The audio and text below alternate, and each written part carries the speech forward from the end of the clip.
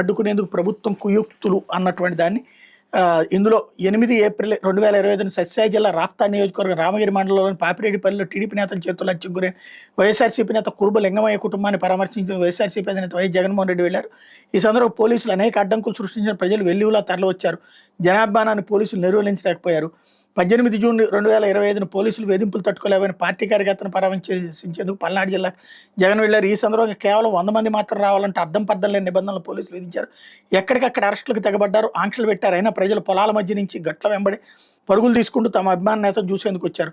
31 July 2025 అక్రమ కేసులతో జైలుకు వెళ్లి తిరిగి వచ్చిన మాజీ మంత్రి కాకాని గోవర్ధన్ రెడ్డిని పరామర్శించేందుకు వైఎస్ జగన్ వెళ్లారు. పర్యటనకు వెళ్లారు. పోలీసులు జగన్ పర్యటన విఫలం చేయాలని శాయశక్తులా ప్రయత్నించారు. ఎవరూ రాకుండా ఎక్కడికక్కడ అడ్డుకోవడంతో పాటు ఏకంగా రోడ్లపైన అప్పటికప్పుడు తవ్వేశారు. అయినా ప్రజాభిమానాన్ని ఆపలేకపోయారు.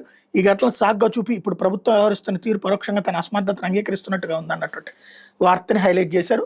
హెలికాప్టర్ అయితే అనుమతిస్తారట అంటూ ఎట్టకేలకు ఆంక్షలతో అనుమతి అన్నటువంటి వార్తని హైలైట్ చేశారు. అయితే డాల్ఫిన్ పేరెంటింగ్ పిల్లల పెంపకంలో కింగ్ అంటూ తమ పిల్లలకు కష్టం తెలియకూడదని పెంచే తల్లిదండ్రులు కొందరు, తమ పిల్లలు క్రమశిక్షణలో ఉండాలని కట్టంగా ఉండే పేరెంట్స్ ఇంకొందరు, ఏదైనా మాట అంటే వెంటనే భయపడిపోతాను కోప్పడ్డానికే భయపడిపోయే తల్లిదండ్రులు ఇంకొందరు, తమ మాటే శాసనంగా పిల్లలు భావించాలనుకునేవారు, పిల్లల విషయాలు అతిగా జోక్యం చేసుకునేవాళ్ళు, పిల్లల చదువులో రాణించాలని వారిపై తమ ఇష్టాయిష్టాలు రుద్దేవారు. ఇలా రకరకాల పేరెంట్స్ ఎవరు చేసేది వారికి కరెక్ట్గానే అనిపిస్తుంది. మరి మీరు వీరిలో ఎవరు బెస్ట్ పేరెంట్, ఏది బెస్ట్ పేరెంటింగ్ అంటే ఈ రోజుల్లో పేరెంటింగ్ అత్యంత కష్టమైన పని అన్నటువంటి కాన్సెప్ట్ని ప్రొజెక్ట్ చేసుకొస్తూ దీంట్లో డాల్ఫిన్ లాగా కష్టాన్ని నేర్పి పిల్లలతో ఆడుతూ పాడుతూ సరదాగా ఉంటారు.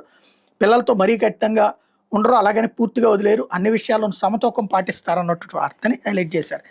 తిరుమలలో వెకిలి చేష్టలతో